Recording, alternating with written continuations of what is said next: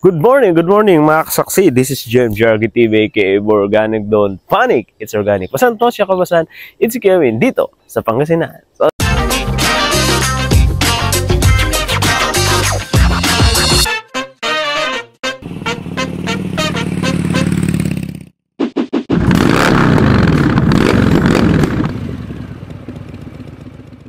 nandito tayo ngayon mga kasaksid sa ating demo at ngayon syempre umagang-umaga at di pa sumisikat si Haring Araw kaya magpapa-spray tayo ngayon ng Goshen All-Purpose Foliar Fertilizer dahil ito na po ang sitwasyon ng palay ngayon no, sa ating ginawang pa-demo. So 3 application pa lang po ang nagawa natin dito at meron pa po tayong dalawa na pag-spray pa na gagawin kasi nagdidilaw na yung mga dahon niya dahil nga nagbubuntis. So, kailangan mapa-sprayan ulit to ng Goshen All-Purpose Foliar Fertilizer. So, ito po siya mga kasaksid. Ito po yung sitwasyon ngayon ng palay natin. Pakita ko po sa inyo.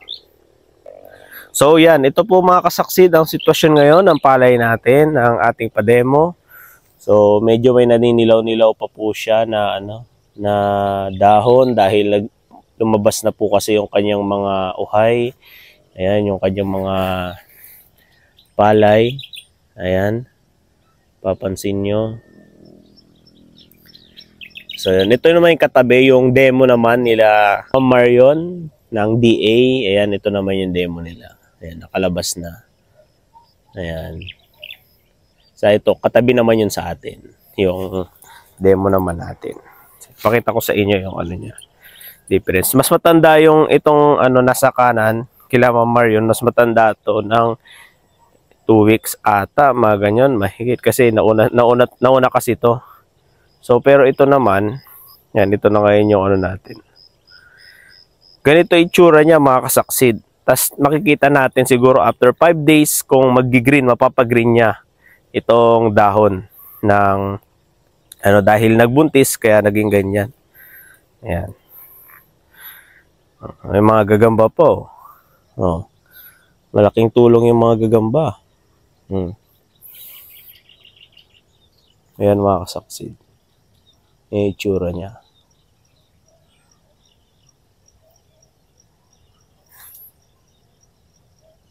RC160 po itong variety.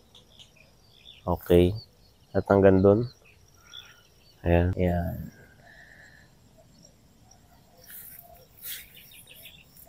Rico.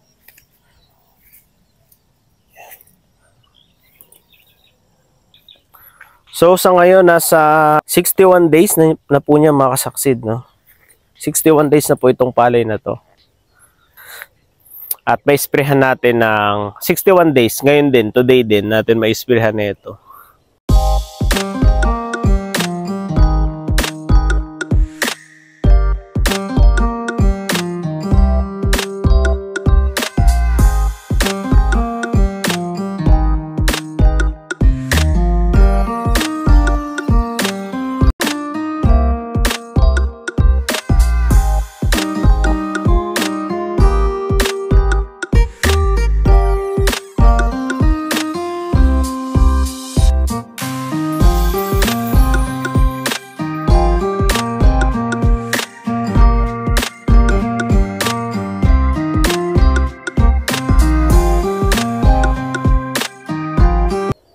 Yan mga kasaksid, mag-spray na po tayo ng Goshen All-Purpose Foliar Fertilizer. Ayan.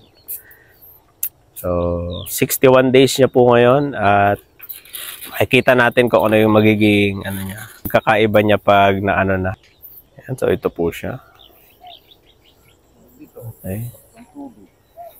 Oh. Dumidikit yung dahon ng palay sa paa.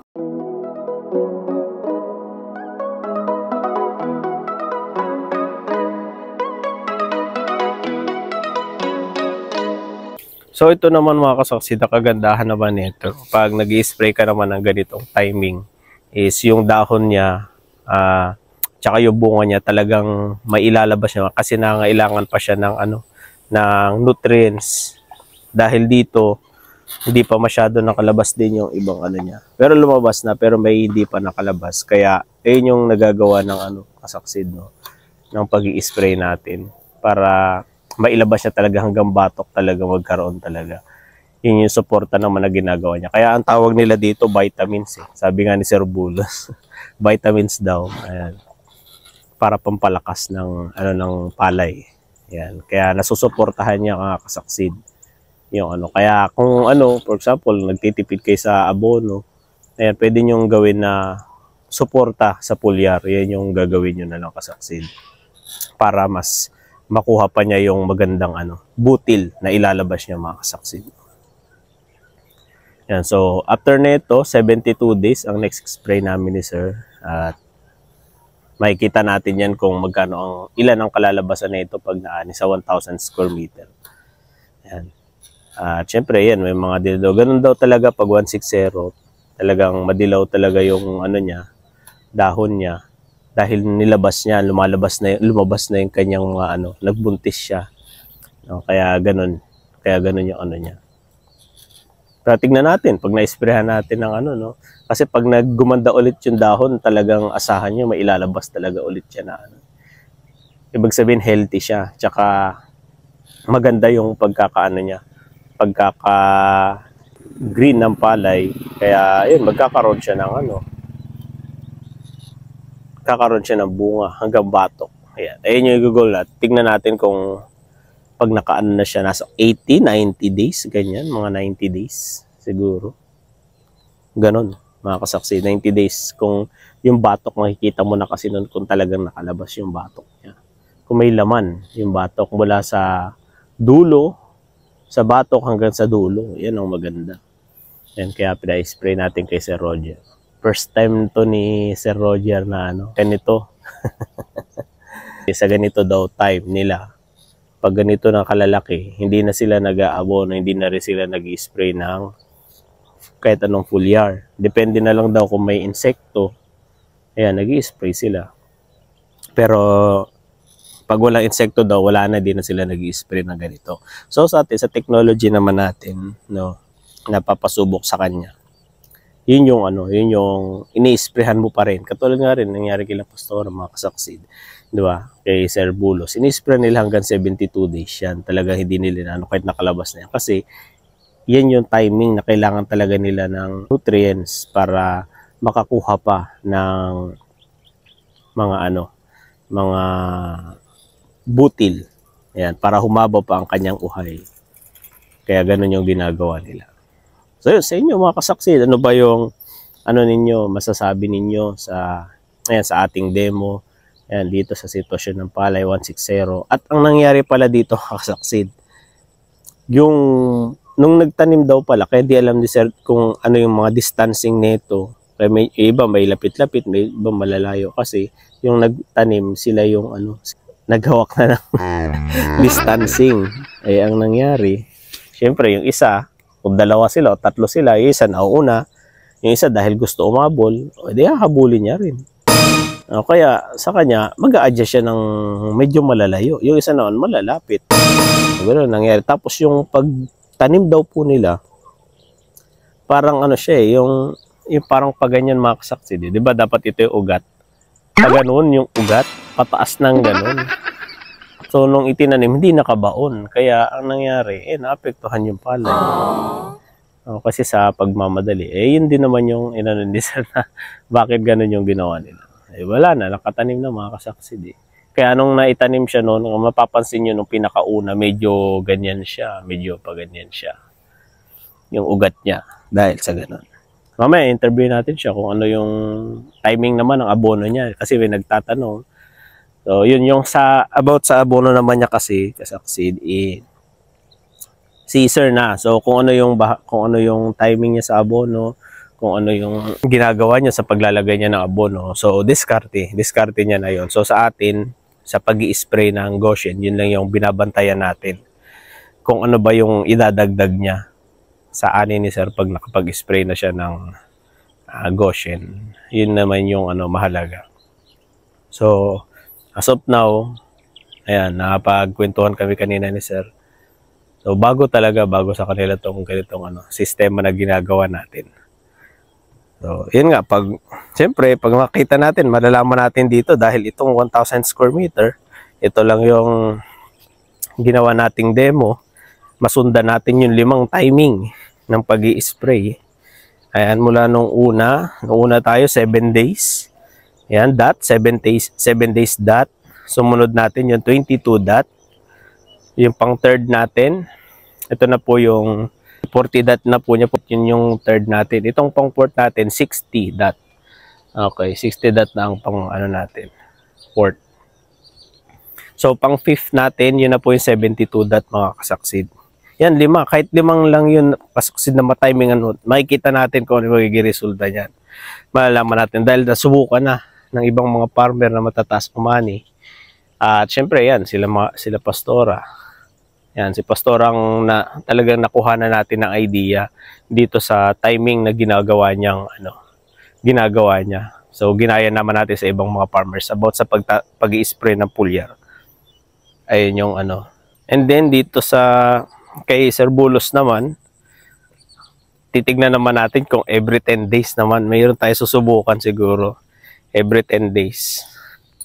So kung sa every 10 days siguro 12 na knapsack sprayer ang kakailanganin mga kasaksid dito. Try natin yun sa susunod naman na cropping. Pero ito 5 times nating pa-sprayhan ito. Yan, para talagang yung mga dahon, yung talagang palay, mabusog sila at gumanda ang kanilang health, gano'n, no? Saksid. Okay, hintayin natin si Sir. Yan. Tignan nyo, Sir, spray niya na. Ito na siya banda. So, malapit na rin siya. Ang ganda na rin siya, mga kasaksid.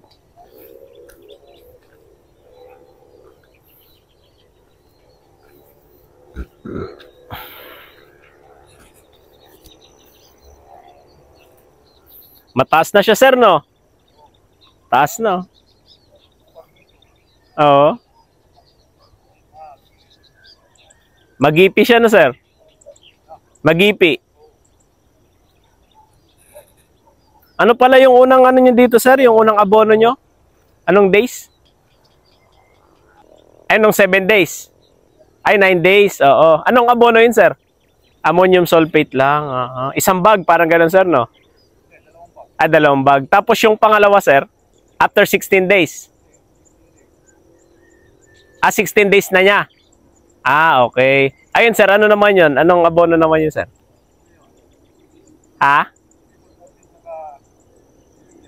Triple 40. Tag-isang bag, Sir.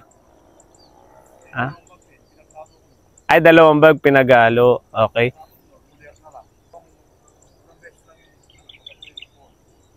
Yung 9 days tsaka 16 days niya. Tapos yung ano yung sumunod yung sardina, hindi na nilagyan abono. Puro foliar na lang. I see. Parang 3 Sir, no? 4 na bag, no? Parang 4 na bag. Yun pala, mga kasaksid. I see. Oo. 9 days, 9 dot, tapos 16 dot. Yun yung Sir. Tapos puro abono na lang siya. Puro spray na lang siya, mga kasaksid. Yun yung ginawa ni Sir. Kaya tignan nyo, grabe, oh. Gipi talaga siya. Nagipi siya. Bali, may binawasan kayong abono, Sir? Nagbawas kayo ng abono? Kasi pagka wala yung foliar fertilizer, ay, nag-apply pa kayo.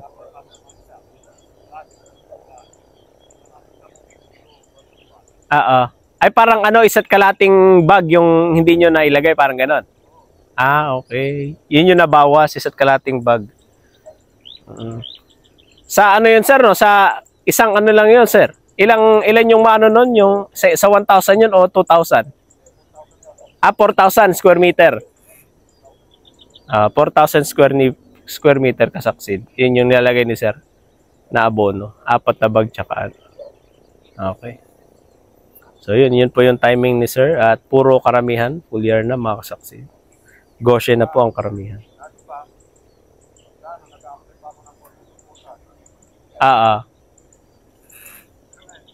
Hindi na ngayon. Parang ang nabawas, sir, ano no? 2 bag, sabihin mo na.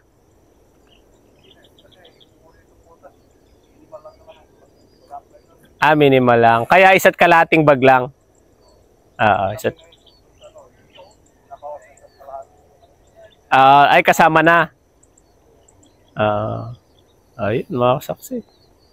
Yun po yung ginamit pala ni sir. Ginawa niyang timing ng paglalagay po ng abono. At karamihan, puro Goshen. Hindi talaga si Goshen, no? Nakikita natin yan sa ano, mga kasaksi. Karamihan pala, Goshen. Ayun.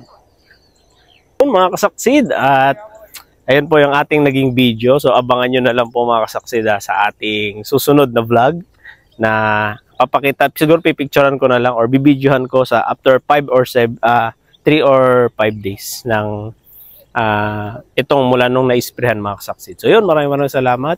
Please like, comment, and subscribe sa ating YouTube channel, and please click the notification bell para lagi po kayong updated sa lahat po ng videos po natin. Ingat po kayo at God bless sa ating lahat. Ayan. Kawan na natin, sir. Ayan. Ayan siya nag-spray. Let's go. That's okay with me?